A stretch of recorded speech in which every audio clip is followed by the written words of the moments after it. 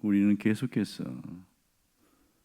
요한복음 1장 1절에서 18절을 중심으로 요한복음 전체를 조명하는 그런 모습을 보고 있습니다. 그 중에서 요한복음 1장 1절에서 3절에서 그런 말씀이시다, 이 말씀을 통해 살펴보았고, 그 다음 요한복음 1장 4절을 통해서 그는 생명이시다, 이 두 번째 부분을 보았습니다. 지금은 세 번째 부분입니다. 요한복음 1장 5절에 그가 빛이시다 하는 부분을 말씀하셨고, 그것에 대한 첫 번째 증명이 바로 맹인을 고친 사건입니다. 바로 오늘 말씀은 빛이신 예수님에 대한 증명이라고 할 수 있겠지요. 이 배경은 우리가 잘 아는 대로 이런 겁니다. 한 번은 길을 가다가 제자들이 날 때부터 소경으로 태어난 사람을 봤어요. 그 사람에 대해서 늘 의문점을 갖고 있는 거죠. 이 사람이 소경으로 태어난 것이 자기 죄 때문입니까? 아니면 부모의 죄 때문입니까? 이렇게 묻는 거예요. 이것은 그 당시 사람들의 사고관과 세계관이라고 할 수 있겠지요. 불치병을 가지고 태어난 사람들, 전신마비나 이런 사람들은 모두 다 죄 때문에 그렇다, 이것이 그들의 세계관이었습니다. 그러다 보니까 제자들이 묻게 되는 것이죠. 근데 예수님이 희한한 대답을 하셔요. 3절에 보면 이 사람이나 그의 부모의 죄 때문에 그런 게 아니고 하나님이 이를 나타내고자 한 거다, 이런 얘기를 하는 겁니다. 여러분, 만일 우리가 읽을 때는 이런 부분이 별로 와닿지 않지만 장애를 가진 부모가 이 부분을 읽을 때 어떤 마음이 들까요? 상당히 마음이 괴롭지 않겠어요? 지금 내가 이 불행하게 된 것이, 내 자녀에게 이런 고통을 당한 것이 하나님의 일을 나타내고자 한 겁니다. 그것이 어떻게 받아들여지겠느냐는 거예요. 상당히 불편하게 느껴질 수 있다는 거죠. 그리고 또 예수님이 5절에 이런 말씀을 하고 계시거든요. 내가 세상에 있는 동안에 세상의 빛이다, 이런 얘기합니다. 그러면서 이제 이 맹인에게 가서 맹인을 고치시는데 희한한 방법을 쓰세요. 뭘 하냐면 땅에다가 침을 뱉어가지고 진흙을 만들어요. 여러분, 땅에다가 침을 뱉어 진흙을 만드는 거기까지는 괜찮지요. 근데 그것을 이겨가지고 맹인의 눈에다 붙여줍니다. 그러고 나서 이 지팡이를 짚고 있는 맹인에게 야, 저 실로암 못에 가서 씻으라, 그런 얘기를 하는 거죠. 이건 우리가 너무 잘 아는 내용입니다. 자, 그러면 일반적인 시각에서 보면 이 예수님의 행동이 어떻게 보일까요? 정상으로 보입니까? 비정상으로 보입니까? 누가 봐도 이것은 아니다는 거죠. 아니, 예수님 고쳐주려면 그 자리에서 그냥 눈에다 안수만 해주면 되지, 굳이 이게 침을 뱉어가지고 진흙을 만들어가지고 눈에다 붙여주는 것도 말이 안 되고, 또 그 맹인에게 저 실로암 못에 가 씻으라고, 그럼 실로암 못에 무슨 영험한 효과가 있는 겁니까? 뭐가 있습니까? 왜 굳이 그렇게 하냐는 거예요. 이해가 안 되는 거죠, 이게. 만약 이걸 부모가 봤다면 얼마나 화가 나겠습니까? 옆에 이웃이 보고서 가서 부모에게 이야기하면 예수님 역사도 잡을 수 있는 그런 상황입니다. 아니, 이게 동정을 하셔도 할 텐데 왜 이렇게 멸시하냐? 이 모습은 맹인에 대한 멸시로 느껴질 수 있거든요. 그러면 우리는 이런 생각을 해봐야 됩니다.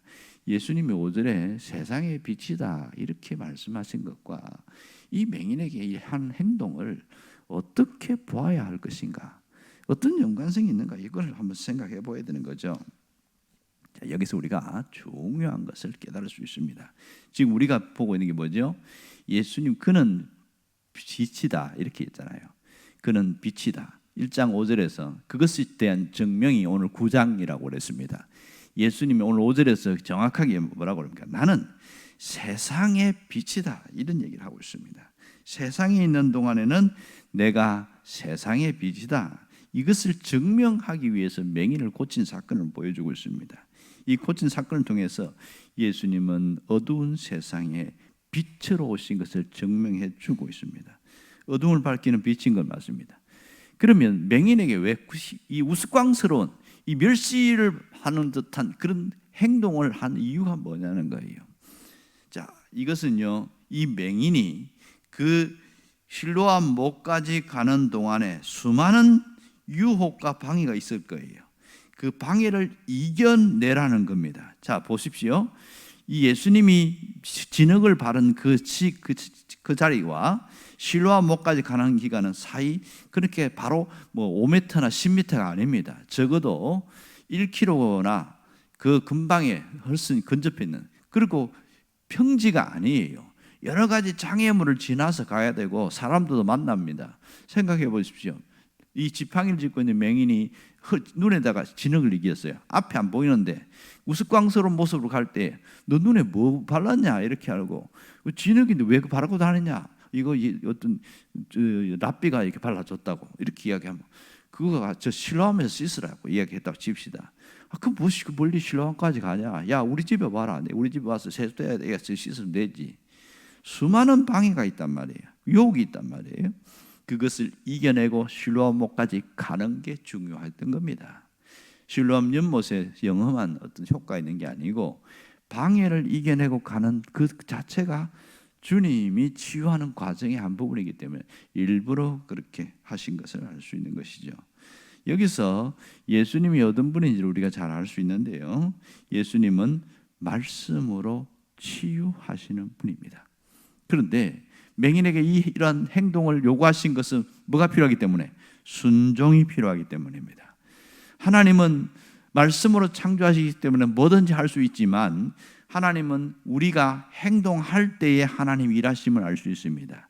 순종을 할 때에 하나님이 역사하심을 보여준다는 거죠. 그 순종하는 가운데 우리 그 동안에는 속에 뭐가 있어야 돼요? 믿음이 있어야 된다는 거죠. 주님이 치유하신다는 믿음이 있을 때에 온전한 순종으로 연결될 수가 있습니다. 특별히 말씀으로 주님이 모든 사람에게 빛으로 오신다는 것을 여기서 증명해 주고 있는 것이죠. 생명의 빛으로 오신 예수님을 우리가 주인으로 믿고 섬기는 일이 우리가 해야 할 일이라는 것을 분명히 알 수가 있습니다. 오늘 이 사실을 통해서 생명을 받은 자는 우리에게 빛으로 나타낸다. 우리가 예수의 생명을 받은 자면 그것이 내 안에서 빛으로 드러납니다. 자, 보세요. 내가 예수를 믿는데 늘 우울하고 늘 불행하게 살아간다면 정말 예수 믿은 사람으로 보입니까? 안 보입니까? 안 보이죠. 예수의 생명은 빛으로 드러나게 되어 있다고 그랬습니다. 사람이 변하게 되어 있어요. 달라지게 되어 있습니다. 새로운 모습으로 나타난단 말이에요. 환하게 변하져요. 이게 뭐예요? 빛으로 드러나는 모습인 것이죠. 여러분, 세상에는 몇 가지 종류의 눈이 있어요. 무슨 눈이 있죠? 제일 먼저 우리가 몸으로 볼 수 있는 육안이 있습니다. 육의 눈이 있습니다. 이것은 세상을 보는 눈이지요. 이 육안을 통해서 모든 것을 볼 수 있고 그걸 통해서 우리가 체험할 수 있게 되어집니다. 굉장히 중요합니다. 하지만 육의 눈으로 볼 수 없는 게 딱 한 가지 있어요. 그게 뭔지 아세요? 영적인 겁니다. 영적인 것은 육의 눈으로는 전혀 볼 수도 없고 기대할 수 없습니다. 예수님 당시 유대인들은 육안으로 가지고 있었지만 영안이 없었어요. 그래서 예수님이 누구신지를 몰랐던 거죠.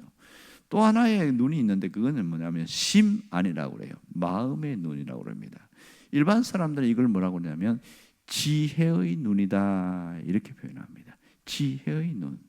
그래서 사람들이 뭔가 고민이 생기고 문제가 생기면 이런 지혜자들을 찾아가요. 왜냐하면 그들은 우리가 보지 못하는 삼라만상의 이치와 모든 것을 알고 길을 제시해 주는 그런 일을 하니까 지혜자를 찾아갑니다. 여러분, 이런 지혜자들이 옛날에 참 많았어요. 삼국지를 읽어보면 그게 보면 이 중국의 나라의 삼국지에 지혜의 눈을 가진 자들이 상당히 많았습니다. 그 중에 보면 총나라의 제갈량은 탁월한 지혜의 눈을 가지고 있었습니다. 그래서 어떤 전쟁을 할 때 이길 수 있는 굉장한 지략과 그런 계략들을 갖고 있었던 걸 알 수 있습니다. 그런가 하면 조조에게도 지혜의 눈을 가진 이 지혜자들이, 책사들이 있었는데 그들이 보면 그 많은 일들을 해냈어요. 결국은 사마이라든지 사마천, 손익이라든지 그런 사람들을 통해서 많은 책사들 때문에 전쟁을 자기가 승리를 이끄는 그런 일들을 했더라고요. 그런가 하면 당시 예루살렘에서, 그러니까 예수님 당시에도 지혜의 눈을 가진 자들이 상당히 있었습니다. 그 중에 두 가지 학파가 있었는데 하나는 힐렐 학파가 있고 하나는 샴마이 학파였습니다. 엄격한 율법에 대해서 어떻게 접근할 것이냐에 따라서 이것에서 샴마이냐 힐레이느냐, 당시 예수님 당시 주도하고 있는 학파는 샴마이 학파였습니다. 이들은 율법에서 613가지를 엄격하게 적용해 나가는 그런 학파였습니다. 그래서 아주 바리새파의 대주류가 이 샴마이였습니다. 바울도 아마 샴마이 학파였던 모양입니다. 그런데 힐렐 학파는 율법에 유연한 적용을 했습니다. 율법을 적용하는데 굳이 그렇게 엄격한 잣대로 하면 누가 믿을 수 있겠냐. 율법은 있지만 그래도 유연하게 적용을 해서 받아들이게 했습니다. 그래서 어떤 예화가 있냐면, 어떤 이방인이 샴마이 학파 와가지고 제가 개종을 하려고 하는데 어떻게 하면 됩니까? 이렇게 했더니 당신 같은 그 사람들은 율법을 받아들일 수가 없다 이렇게 해서 내쫓아 버렸습니다. 그런데 힐렐 학파에 갔더니 율법에 대해서 한마디만 얘기해 주십시오 이렇게 했더니 내가 하기 싫은 것은 남들에게 시키지 말라. 그리고 나머지 모든 것은 율법의 설명이다. 이렇게 설명해 줬거든요. 그러고 나서 그 한마디 듣고 개종을 해버렸어요.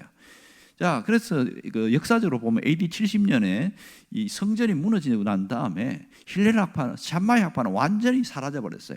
그 다음에 대부분 백성들은 힐렐 학파를 좋아했습니다. 그 이후에는 율법을 유연하게 적용하는 힐렐 학파를 따랐습니다. 예수님 당시에도 이런 자들이 있었던 것이죠. 하지만 안타까운 것은 그들에게는 영적인 눈이 없었습니다.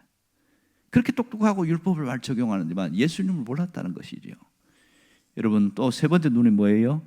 영의 눈이 있습니다. 이건 우리가 너무 잘 알고죠. 영의 눈을 다른 말로 뭐라고 말합니까? 믿음의 눈이라 이렇게 이야기합니다. 성경은 영의 눈, 다시 말해서 믿음의 눈으로 봐야 성경이 읽어지고 깨달아지고 느껴지고 할 수 있습니다. 영의 눈을 가진 자들은 이 지혜자의 눈을 가진 자와 보다 더 뛰어난 자를 할 수 있습니다. 왜냐하면 남들이 알지 못하는 예수를 알 수 있으니까요. 예수님에 대해서 깨달을 수 있으니까 탁월한 거 아니겠어요? 여러분, 그렇다면 예수를 믿으면 무슨 눈이 떠입니까? 영적인 눈이 뜨이기 시작합니다. 믿음의 눈이 뜨이기 시작해요. 그러면 어떻게 살아야 돼요? 세상에서 지혜의 눈도 있어야 되고 육신의 눈도 있어야 되지만 신앙인들은 영적인 눈을 가지고 살아가는 사람입니다. 그런데 문제는 이런 영적인 눈을 가지고 있음에도 불구하고 영의 눈을 감고 살아가는 사람이 상당히 많습니다. 예수를 믿지만 영의 눈을 감고 살아가요. 어떻게 보입니까? 세상의 위치와 세상의 논리와 그런 것을 따라서 그것이 중요하다고 생각하고 살아가고 있는 거예요. 영의 눈은 언제만 뜨이냐면 예배당에 오면 영의 눈이 뜨기 시작하는 겁니다. 그래서 찬송 부를 때도 기도할 때도 다 영의 눈이 활짝 떠 있어요. 그런데 은혜 충만하고 믿음이 충만하고 상당히 영적으로 충만해요. 그런데 딱 문만 열고 나가면 영의 눈을 닫히고 이렇게 이중적인 삶을 사는 사람이 많다는 게 너무나 안타까운 사실인 것이죠. 사실 영의 눈은 내 세상 삶 속에서 전반적으로 눈을 뜨고 살아가는 거죠. 하나님이 안 보인다는 것은 뭡니까? 영의 눈을 감고 살아가는 것이지요. 세상 살면서 하나님이 없이 살아간다는 것은 그 사람 영의 눈이 감고 아예 그렇게 살아가는 모습 아니겠어요? 우리가 정말 떠야 될 것은 영의 눈이 열려야 빛이신 주님, 그분이 세상의 빛으로 오신 그분이 나를 통해서 드러나게 되어 있습니다. 눈을 감아버리니 빛이 드러날 수가 있겠습니까? 오늘 우리가 중요한 것은 빛으로 오신 그 예수님을 드러내는 삶을 살기로 원한다면 영의 눈을 열어야 한다는 겁니다. 믿음의 눈이 열려야 된다는 거예요. 히브리서 11장 1절에 뭐라고 이야기합니까?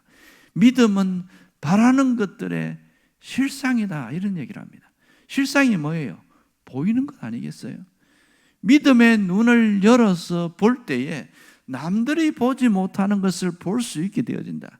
이 영의 눈입니다. 여러분, 믿음의 눈이 얼마나 중요한지 몰라요.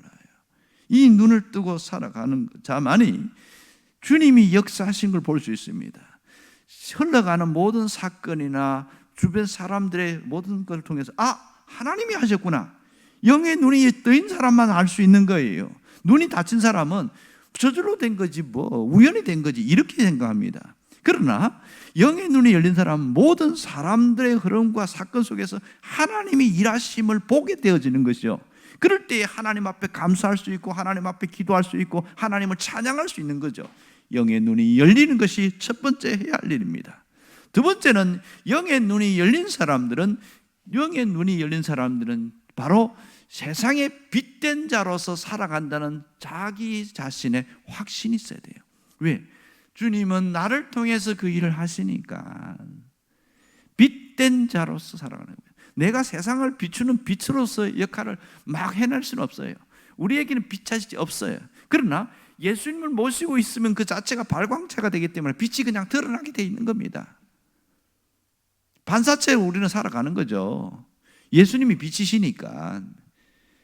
이것은 영의 눈이 열린 사람만이 해야 할 수 있는 일이고, 그리고 빛된 자로 살아가는 것이 내 삶이다. 그러니까 예수 믿는 사람은 상당히 제한되어 있어요. 어떤 모든 사람들이 다 어떻게 하나 쳐다보는 거예요. 똑같이 살아가는데 저 사람이 욕하면 뭐 그런가 하고 지나갑니다. 근데 예수 믿는 그 사람이 내가 욕하면 예수 믿는 게 욕한다고 막 이러고 따진다고요. 그걸 당연하게 여겨야 돼요.